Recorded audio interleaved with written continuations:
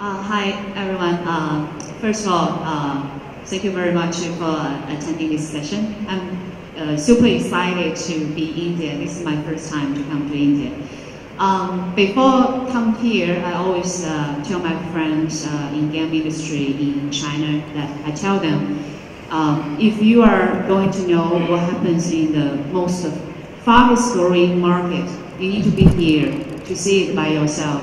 So today I'm going to share with you guys a little bit more about ourselves, what we have been doing previously, and maybe that can also help to enlighten or help us to discuss more about what is the future trend in the global market, and perhaps that will be also helpful for you guys for the Indian market. Okay, so like Anush just introduced, we have been in the industry for over 10 years. And we started as a browser game company. We are right now still the largest browser company in the global market. And we also develop a lot of mobile games and has already successfully released over 30 mobile games, both domestically and globally. And right now, Yuli has bring a lot of games to overseas market. In total, the company's revenue, that over 60% of its revenue is coming from overseas market. So today I'm going to bring you guys a real case that we've been doing in this year about a game that we published to over 150 countries and share with you guys what we do and the localization plan. So before we jump into the details for the case, I'd like to bring you an overview of the global market. This is the data for 2016. As you see, China mainland is one of the largest market globally. But when we see on the down level, we see the red and yellow and green colors. That colors actually means growth rate and also the competition rate in the market now. So although India by revenue-wise is still a smaller size compared to the more mature market, but we do see over the past few years, Indian market has been growing like crazy. This actually reminds me a lot when we just entered into mobile game industry in China 6 years ago. Back to 2012 is also the beginning of the mobile game industry in China. And in 2013 and 2014, every quarter, the game industry rose like 30 or 40%.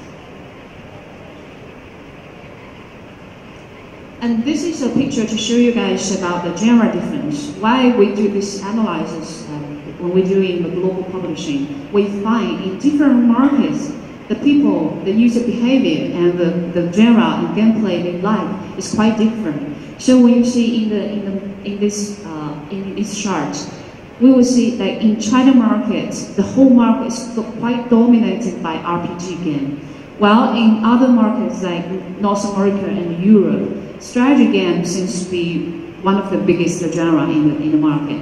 And in some other Asian countries like Korea, like Taiwan and Southeast Asia, we will see quite combined gameplay. Like Korean is also quite dominated by RPG, including ARPG, including MMORPG. But Taiwan, as we see in the previous page, is also one of the top 5 markets. It's actually quite welcome to a lot of different culture from Korea and Japan and also mainland China. So this will be the thing that we need to think first. If we are going to bring or develop games into the market, what is the market we want to focus, and who are the target audience that we want to bring into? So this will be a very interesting story, because when we look in the chart, we will see that strategy game seems to be the most interesting genre for most of the countries. But I'm going to bring you a quite different story about what we do. This is a game we released earlier this year. It's called Lexus Call. I remember it's ranked in top grossing chart in Indian market in around 25, right? 20 or 25.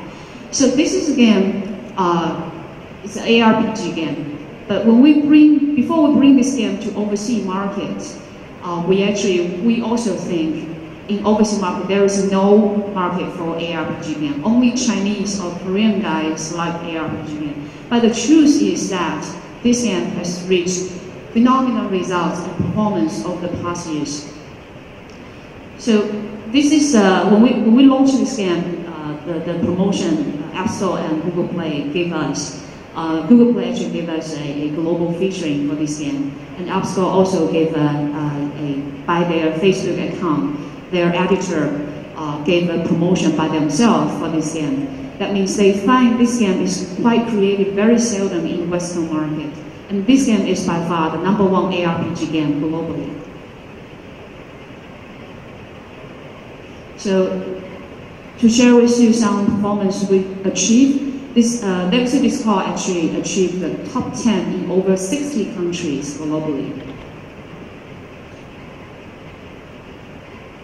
This is also a map to show you who are the audience who love this game the most. So you see on the in the Asian market, this game is most welcomed, but also in Western market like Europe and America, we actually create a market for RPG game globally. Guess what? What is the monthly grossing of this game? This game is now making over $42 million per month globally. And 70% of them are actually coming from overseas market rather than China market.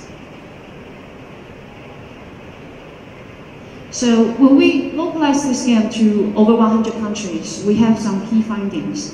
I'm not very sure how many of you guys are developers. I'm just show you very quickly about some very, very crucial success factor we think when we build this game and localize it to overseas market. So one is the style and art. I noticed that many of Indian developer has a really good art design in-house. And this, when we talk about art, we actually want to emphasize a little bit more about on the style, because we think fine art is easier to achieve, but stylish is what users would feel the difference between your game and the other games.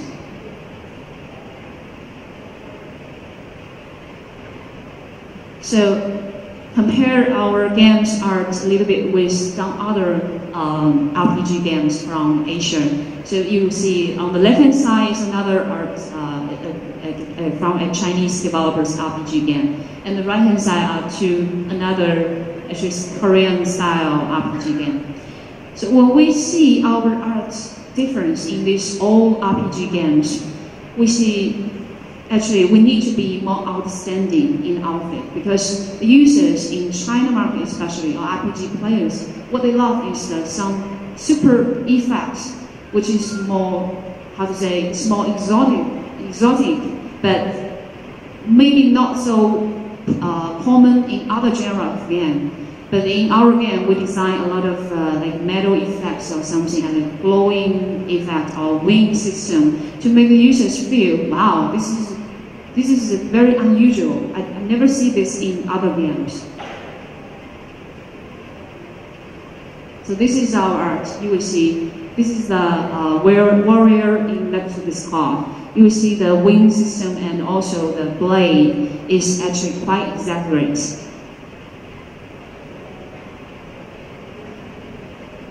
I wanted to show you some video, but it doesn't work out. Okay, so the extraordinary outfits, when you see in the 3 classes we made in the game, they all have a very unique outfit system. Okay, the second key findings, I was talking to my friends in India yesterday about this is very important in China market. 3 years ago, I bring a lot of Korean games to China. I find their art is very special and their gameplay is very mature. Actually, Korean market is more like 3 years ahead of maturity, much more mature than China market. But one thing very interesting, they all are not very welcomed by Chinese player. One of the key reasons is that in China, the handset is actually lower in the compatibility to the higher end or mid-core or hardcore gameplay. So when we bring games to like markets like China market or some other like Southeast Asia countries, we would need to look closely into the handsets the users are using in their market. So here, we test our games. We have actually a special QA team in our company to test our games to make sure the game can be run in over 80% of handsets in the market. That is actually easy to say, not easy to achieve, because when you are facing a lot of lower than $150 phones in the market, you will find some mid-core and hardcore games, it's not very easy to be running smoothly. Okay, the third about the key findings is all about the localization. So when we bring the games to quite different culture countries, we will find even not only the language is different, even the user behavior and what the users are truly want in the game will be different. So I always say this is more like a metaphor. When we develop games or deliver games in China markets, what we are providing for the user is quite different from what we are providing for the Western players. So the Western players, they care more about experience. They play video games more like reading a story, or like watching a video. But when Chinese users, they are playing games, they are more like playing a service. So that's why we have a lot of like a VIP system in game to provide the best service to those whale players who pay like 90% of the revenue of the game. So besides that, we also think there is also some difference that we need to make for overseas markets after we analyze deeper into the market. So one is the difficulty. Because like I said, Western people, they play games more like experience. So you can make the difficulty level higher for them to find out the gameplay, find out the instance, find out the events themselves. But for many Asian markets, you actually need to educate the users.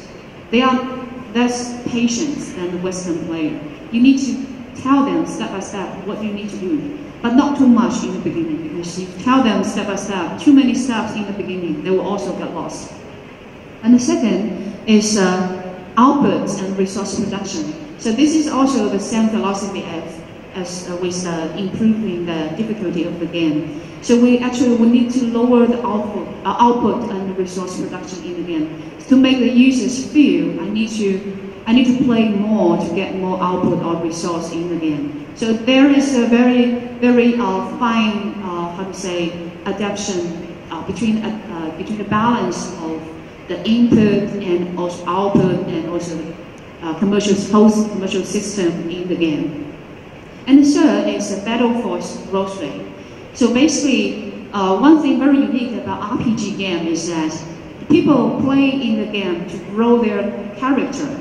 So one thing very special for Chinese game, I think this also can be shared or maybe also be successful in Indian market is that a lot of Chinese players, they want to grow their character by different dimensions.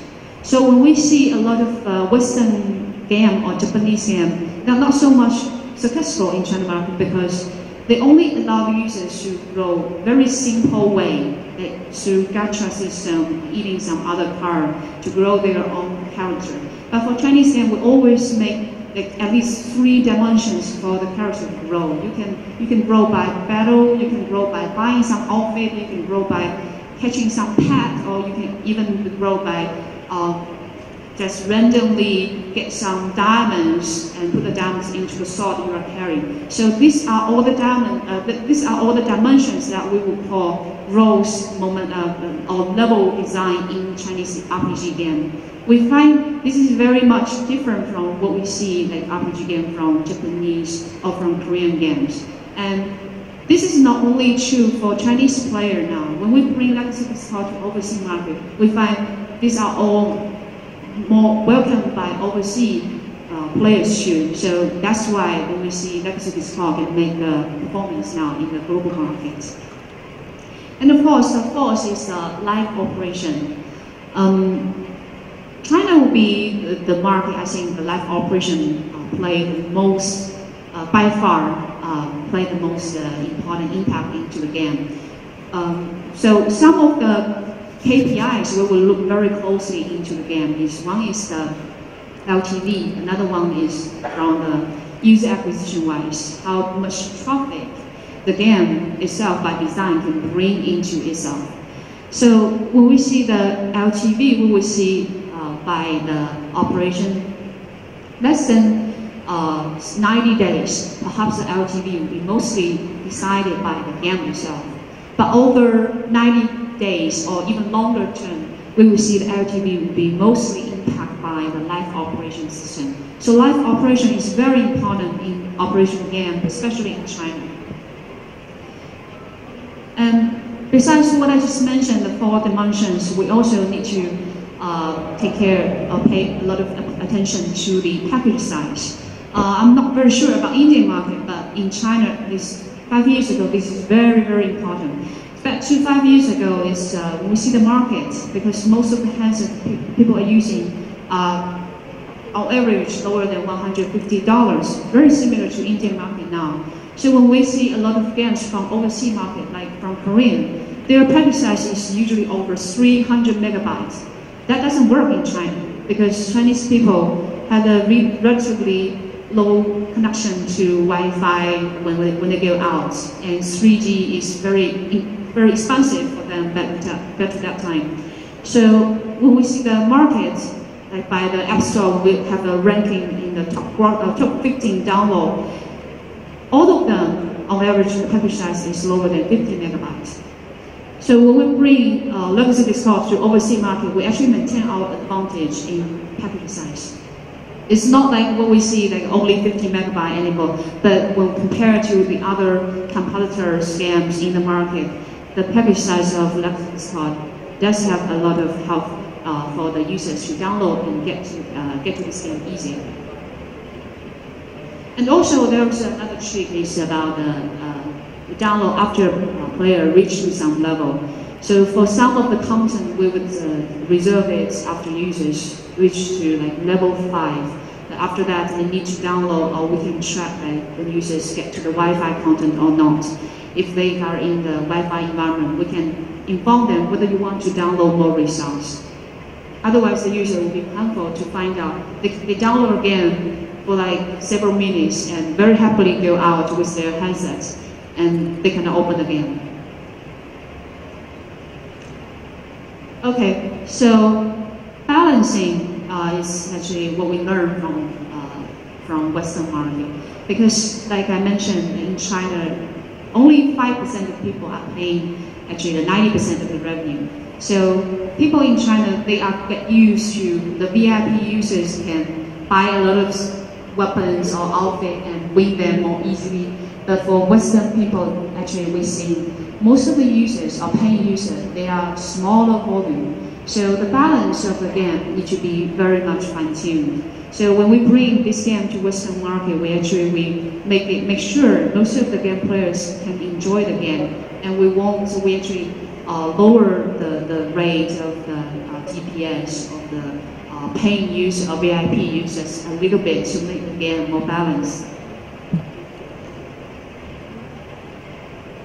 Also, the career growth for the I just mentioned, we have different dimensions for the characters grow in the game. But when we bring this game to Western market, actually we lower the growth rate for the character. This is helpful for the balance a little bit, and also to make sure that the users can experience the game very much by playing the game themselves rather than pay for it. Okay, so the difficulty level that we mentioned before, we actually increase the difficulty of main task and instance a little bit in Western markets. So finally, but also very important is the pricing. So when we bring a game to global market, I think one of the very crucial questions is how do we set up the pricing for the items in the game for global market, because the GDP or the disposable income in different markets is quite different. So our experience tells us for Western markets, rather than increase the pricing of the items, as there are more disposable income for the players in Western market, we actually lower the pricing in Western market. This is because, like I mentioned, there are more smaller players in the Western market. So we actually lower the pricing of the contents in the game by about 70%, to 70% of the original price. But also another trick is that we can actually combine the discounted products into a bigger package. So also fulfill those players who is whale players, they want to spend more money in the game and get to a higher level. So this is a mixed strategy when we bring this game. Okay, so that is some key findings I want to share with you guys. Hopefully this can, I know there are a lot of Indian developers are looking forward to develop more casual games, but mid-core and hardcore games will be when the users gradually grows more mature. Mid-core and hardcore games will definitely take up. So this is a case that I want to share with you guys, and hopefully that can help you guys when develop this kind of mid-core games and bring it to overseas market. Great, thanks so much, Yuli. We can actually take a question or two if anyone has any questions. Right.